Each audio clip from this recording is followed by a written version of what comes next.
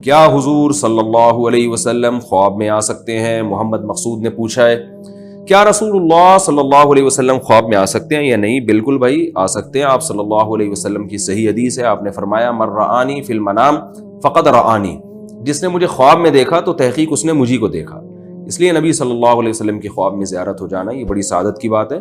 البتہ آپ صلی اللہ علیہ وسلم خواب میں آ کے جب کوئی بات کہیں گے تو اس کو ایز اٹ از نہیں لیا جائے گا, بلکہ اس کی تعبیر نکالی جائے گی, تعبیر کی جائے گی, اس کو قرآن و سنت پہ پرکھا جائے گا کہ اس کے مطابق اس کا مطلب لیا جائے گا.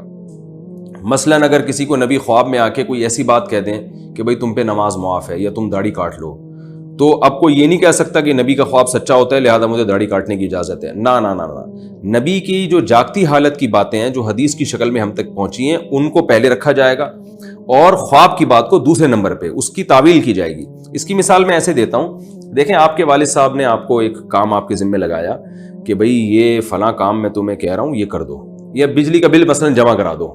جاگتی حالت میں رات کو جاگتی حالت میں آپ کے ابا نے آپ سے کہا کہ بیٹا صبح 8 بجے تم نے بجلی کا بل لازمی جمع کرا دینا ہے.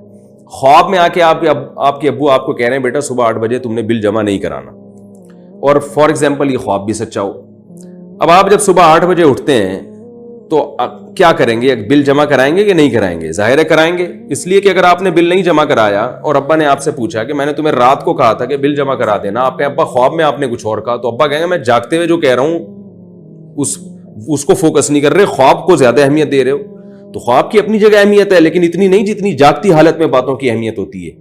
تو ہاں, رات کو جو ابا نے خواب میں آگے کہہ دیا کہ جمع نہیں کرانا تو اس میں کوئی تعویل کی جائے گی اس کی, تو وہ تو خواب جھوٹا بھی ہو سکتا ہے. لیکن رسول اللہ صلی اللہ علیہ وسلم جب بھی خواب میں کوئی ایسی بات کریں تو اس کو قرآن و سنت پہ رکھا جائے گا اور اس کے حساب سے اس کی تعویل کی جائے گی. یہ اس لیے کہہ رہا ہوں کہ آج کل بہت سارے جاہل پیروں نے خوابوں پہ ایک پورا ایک جو ہے نا وہ شریعت کا ایک عمارت کھڑی کی ہوئی ہے, اور کہ مجھے نبی نے خواب میں یہ فرمایا تو مجھے نبی خواب میں یہ فرمایا. ان میں بہت سے جھوٹے ہوتے ہیں, خواب آیا نہیں ہوتا, اور اگر آیا بھی ہے تو اس کی ایک تعبیر ہوتی ہے. تو اس لیے خواب میں تو آنا, نبی صلی اللہ علیہ وسلم کی زیارت ہونا یہ بڑی اچھی بات ہے, لیکن اس کی وجہ سے شریعت کا کوئی مسئلہ تبدیل نہیں ہوگا. شریعت کے جو اصول ہیں وہ کتابوں میں لکھے ہوئے ہیں, انہی کو فالو کرنا پڑے گا.